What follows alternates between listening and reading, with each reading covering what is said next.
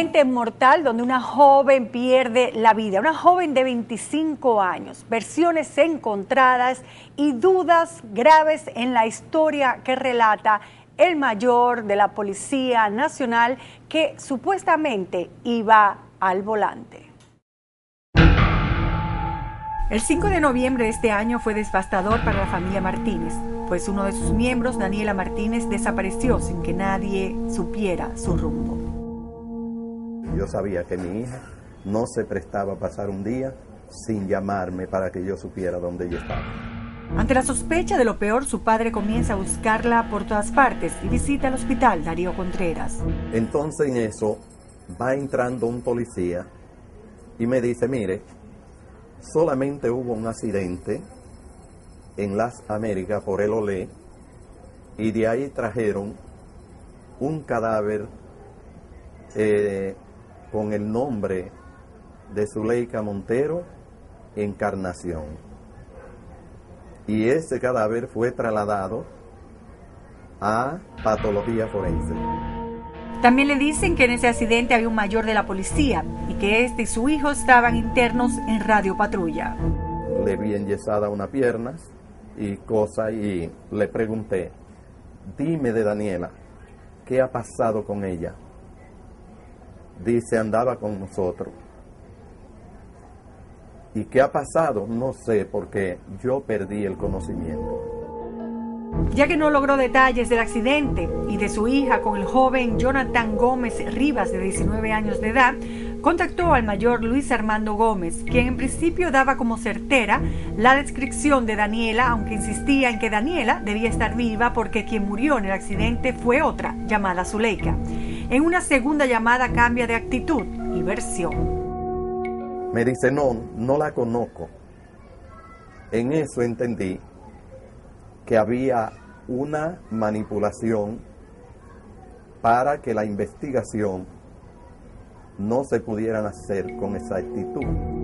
Es aquí cuando se va construyendo una historia de enredos, pues hace presumir que hay algo más que un accidente de tránsito. Va a patología forense y las cartas de este caso se van abriendo sobre la mesa. Solamente ha entrado un cadáver de un accidente que hubo en Las Américas con el nombre de Zuleika Montero, Encarnación. ¿Tú puedes hacerme un favor para yo identificar ese cadáver? Dice, no hay problema. Me abrió la puerta y cuando entré, abrió su freezer. Cuando jala la gaveta, a quien identifico es a mi hija Daniela Martínez Pérez. Al enterarse toda su familia de que Daniela estaba muerta, empiezan a aclararse algunas cosas. Su hermana recuerda que había recibido una llamada esa noche que puede ser pieza importante para el rompecabezas.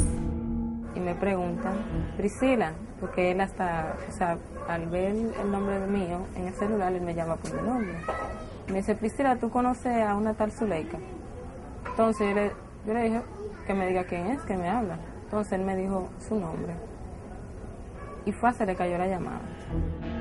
Se trata de este periodista que estuvo en el lugar donde ocurrió el accidente y prefiere el anonimato para dar la entrevista.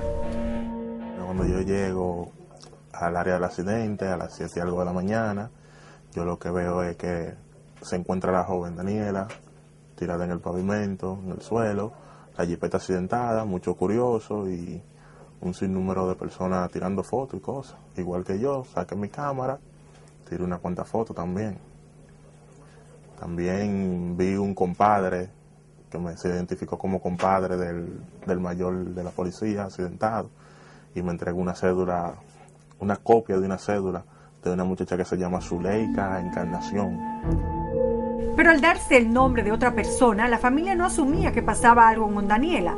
Ahora todo parecía más claro y empezaron a dudar del mayor, sospechando que éste quiere ocultar algo. Lo que hay algunos puntos, como ya explicas, que nos hacen notar que hubo la intención de salvaguardar detalles sobre cómo ocurrieron los hechos. Personas que no tienen temor de Dios ocultan esos cadáveres para que nunca aparezcan y no haya una investigación y se sepa quién pudo cometer el crimen. Según la certificación de defunción, Daniela murió de hipoxia cerebral, laceración y hemorragia de masa encefálica y trauma contuso múltiple severo, tipo vehículo en marcha pasajero. Estas fotos muestran lo trágico del accidente, donde se ve a Daniela atascada entre el asiento del conductor y la parte trasera de la jipeta. Le tocó la puerta y cuando veníamos en el trayecto ya para acá, muy normal, corriendo a menos de 100, había terminado lloviendo hacía rato, la pista estaba mojada, mucho salitre, había brisa.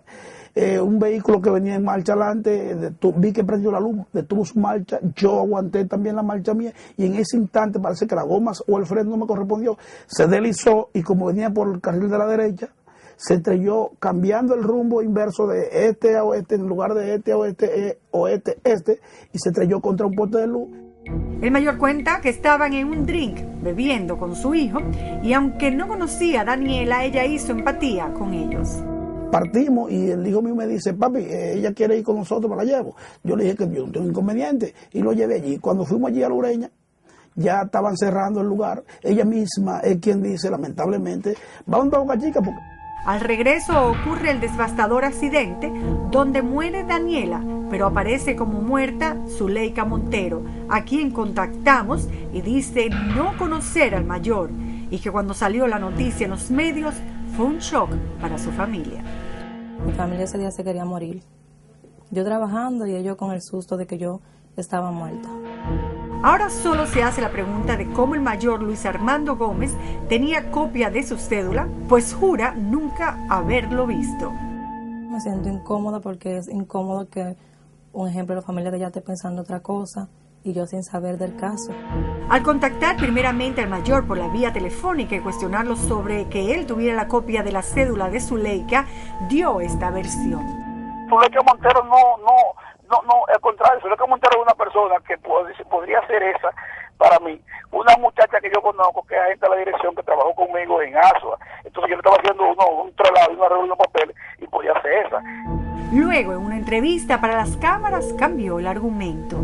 Presumo que sí, que yo tengo incluso, estaba llamando a una amiga que tengo aquí el nombre de Zuleika, a ver si correspondía a ella, porque era una agente de la dirección de lo que trabajamos una vez en el 15 de ASUA. Y ella me podría haber dado documentos, pero yo no, creo que de ahí parte la idea de ese nombre con esa cédula. Pero ¿cómo llegó la cédula de una viva al cuerpo de una muerta? Esta es la increíble versión del mayor. Realmente con el impacto del vehículo, las gavetas de vehículo, yo tengo muchos papeles ahí, tengo muchos papeles. El impacto del vehículo, había una copia de cédula, varias copias que todavía tengo en mi poder.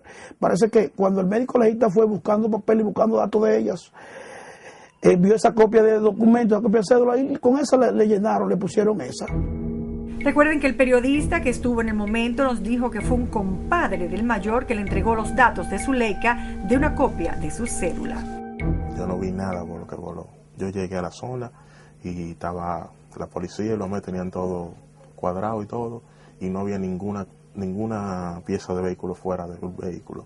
Incluso el hijo del supuesto compadre de él estaba recogiendo todo lo que había dentro del vehículo. Otro elemento que pone aún más sospechoso el panorama es que cuando el padre de Daniela va al destacamento donde estaba el vehículo perteneciente al mayor, se da cuenta que la placa había sido cambiada. Primero la placa era G095-225 y luego G260716. ¿Por qué se ocupó el mayor de un cambio de placa antes de hacer un reporte? Yo una vez mandé a arreglar mi vehículo no creo que haya sido por eso, pero mandé a arreglar mi vehículo a un taller y esa placa está en mi vehículo. Pero la llamada que le habíamos hecho para contactarlo tenía una versión distinta. El vehículo tenía las dos placas puestas, una arriba y una abajo, las dos chapas. Una placa de lo que es la policía y otra placa real, lo que es la placa que corresponde al vehículo. Según nuestra investigación, no había una placa de la policía, sino una a nombre del mayor y otra a nombre de Andrés Julio Pérez Esteves, a quien casualmente habíamos entrevistado hace 4 años, denunciando que fue víctima de una estafa al comprar un vehículo que resultó ser robado. Y es justamente con la placa de ese vehículo que andaba el mayor el día del accidente. Con todas estas incongruentes historias del mayor, la familia de Daniela tiene el caso en manos de abogados y actualmente esperan los resultados de una autopsia que practica patología forense. Hasta que no la determinemos con una certificación, no podemos verificar si hubo realmente manos criminales, si fue a través del accidente que ella perdió exactamente la vida, qué sucedió ahí. Eso lo vamos a saber con la certificación. Mientras que el mayor no ve en esto planificación alguna, pues no conocía a Daniela y además tanto él como su hijo resultaron lesionados, por lo que cree descabellado provocar un accidente. El hijo mío está ahí llorando cada rato porque la pesa le duele mucho cuando tienen que le pusieron una pesa para jalarle el fémur de la pelvis que se le pasó la babilla para hacia adentro. Imagínense en qué condición, qué yo puedo, el hijo mío es una de las cosas que yo más quiero, si yo a veces lo voy para monitorearlo. ¿Y qué yo puedo arriesgar al hijo mío por una muchacha que prácticamente puede ser que viva bien o que viva mal, que no conocía?